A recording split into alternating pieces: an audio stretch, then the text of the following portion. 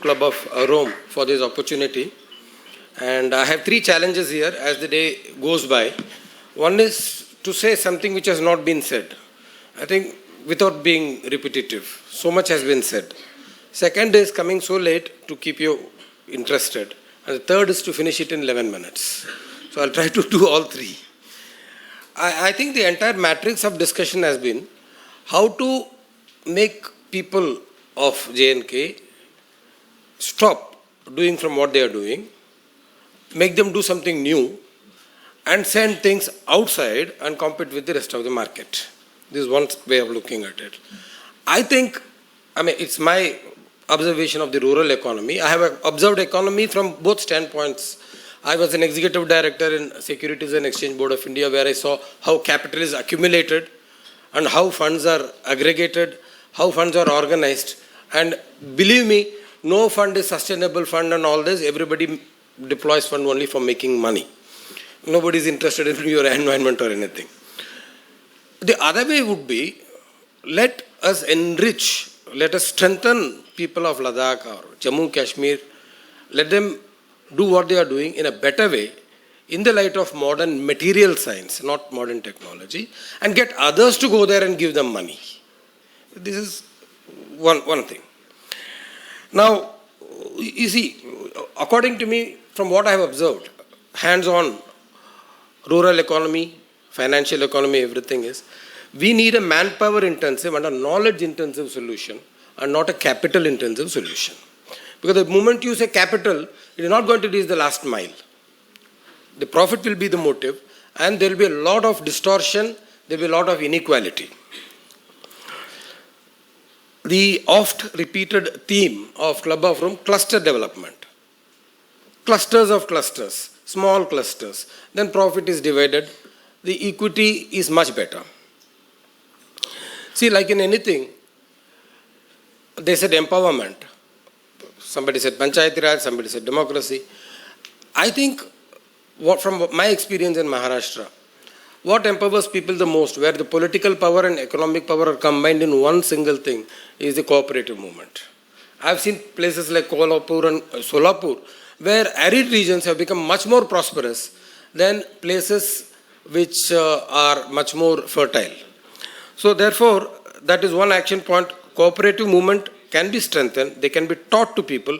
There is economy and politics and power and everything combined there. Someone said green revolution, why government should interfere or why government should not interfere. Green revolution came to feed people, they say, but they destroyed the local systems. They said local systems are ineffective. No, they were not working properly, the systems were effective. The Greens, they exhausted the organic carbon, and now we are trying to look for new solutions. And therefore, we have to understand that the variations of Ladakh and Jammu and Kashmir have to be kept in mind. Instead of us going and imposing a system from west, where 6 months it's under snow, they have to aggregate, produce in mass, store, transport, and then their biodiversity is so less.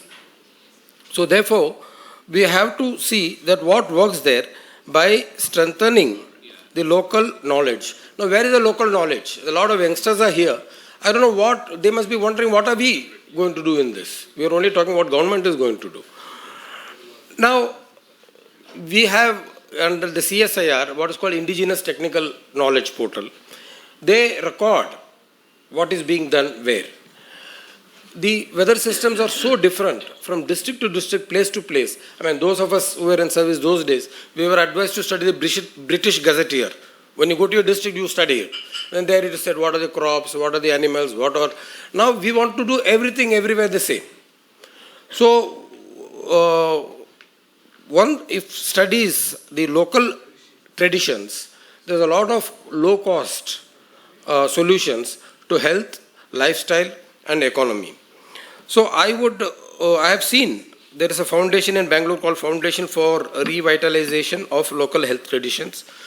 There is a wonderful person called Mr. Nene, he passed away, Afro-Asian Agri Society. All these societies, they recorded a lot of practices which were there and which were cost effective. Nothing has been done like that in the case of Jammu and Kashmir and Ladakh. Now, who will do this? it has to be done. Somebody has to empower, somebody has to motivate someone to do this. And a lot of treasures are hidden in the Buddhist literature. In the south, if you go to Tamil Nadu, a lot of Siddha literature has come out. So what do? A lot of WhatsApp groups, Facebook groups, and YouTube groups. These have much more knowledge than all the libraries in India of local knowledge these days. So you can form your own groups, exchange knowledge, and you can build it up. We are connecting farmers with the consumers directly through a very innovative medium, innovative method. Youngsters can make a business out of it. You can connect local holiday homes with, there are groups looking for such fancy holidays. You can connect them. You can be a part of it. You can make money out of it. You can make money for them. Cutting out of middlemen. The problem with us is cutting out the middlemen. And see, when I traveled once, I had that wonderful opportunity of traveling from Srinagar till Kargil by road, to Leh by road, and overnight in Kargil. And en route, because of my interest in these things, so I used to go there, eat food, and ask, what is what? The way they store and process food is amazing, even without a single % of chemical. How do they do this? Because our problem is scalability. We want to scale up everything. The moment you scale up everything, then as you grow up, you lose the detail, but you get an overall perspective. But there is a possibility in this area. We don't need, there are methods. In fact, what we say, the biodiversity, when we say, sir, what we mean is in food, in medicine, there's a lot of diversity in our food. Nowadays, the menu is so big, but actually what they serve is only 10 vegetables. In our time, we had 300 vegetables and only 2 dishes or 3 dishes a day. So, same aloo, there will be 10 dishes. Same tomato, there will be 20 dishes. So, we have a lot of diversity there, hidden there, that we have to codify it, and you have to package it in such a way. Government is not going to do this. Someone said, middle class ministry. Is there a ministry for farmer? There is somebody for animal husbandry. There is somebody for rural development. There is somebody for fisheries. There is somebody for poultry. But farmer, nobody is looking at the farmer. They are looking at the chicken and the eggs. The farmer actually nowadays is divested of his animals. His job, now why is farmer there? He is given to produce food for others. No. Farmer is existing for himself. His surplus will come to others. They said 80% of the farm, you make him prosperous, make him grow surplus, connect him to the consumers, you can do it. And then that gives the solutions. That is more sustainable. Local solutions, meaning the local methods. In the medicines, for example, we have discovered medicines which can, herbs which are parts of food. It will be either soup or tea or salad. These cure your normal ailments better than your antibiotics. Forget your paracetamol and other analgesics. They are there. They were there. And you see, I mean, it's become a fad to ask everyone, is there proof? Is there clinical studies? No, I don't need to show clinical studies to this kind of research, which is the research nowadays. The research focus is to make money.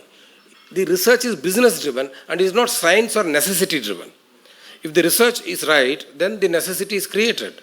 So we don't need to show proof to a system which fed us statins for 40 years and said, now you are okay, cholesterol is an essential commodity. So we don't need to do that because our systems have been proven and they are not disproved. So anything which is useful and which is not disproved should be continued. So therefore, we have to continue with the local traditions, but they have not been documented.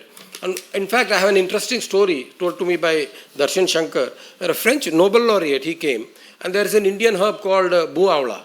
It is a wonderful thing for liver and hepatitis A, B, C, it cures simply. He came and took it quietly and patented it. I don't know how many such hidden patents are there in Leh and Ladakh and the Himalayan subsystems, which only the local literature has. Local knowledge, local language, social media groups are our solutions for connecting such people, and it is not going to be done by government. So finally, what are the interventions? Capital. If the capital goes there, they want to make money. And if you tell a farmer, he is not interested in sustainability. He is not interested in environment and carbon footprint. You see palm oil in Indonesia, you see corn in South America, and in India you see the entire lot of farmers in Marathwada, they started growing cotton in 18th century. Why? They built a narrow gauge, took it to the mills in England, They were not growing, and cotton has brought them misery. So you should not become a supply center. You should become a self-sufficient center in line with your local things and connect with the outside world. See, nowadays you have two wonderful opportunities. One is the social media, where you can easily connect. You are educated people, the people in the rural way, you can connect them to the consumer direct. No intervention is necessary. And secondly, the material science. There is no light pollution there. We don't need technology pollution. But there is the materials. See, not as if people didn't know how to build earthquake-proof. So where there was bamboo, they did. But what do they do in Ladakh? But if now there are materials for that, for the dams, they will do it. So therefore, these interventions are necessary. And branding, again, it can be done privately. Kind of decentralized opportunities should be given to people. And I would again close by saying that the stress should be on discovering the local treasures hidden in local literature, local traditions, and commercializing it. You can commercialize it. We have done it. We have hands-on proof. But the solutions will be very different from one area to the other. And that diversity of solutions should be realized instead of steamrolling with you do this worked here, that worked there. These are mass solutions. Mass solutions will bring. I fully agree with Mr. Wangchuk, what he said, that these mass solutions, you will create a necessity which is not there, keep them dissatisfied and make them feel poor when they don't need to be. Thank you.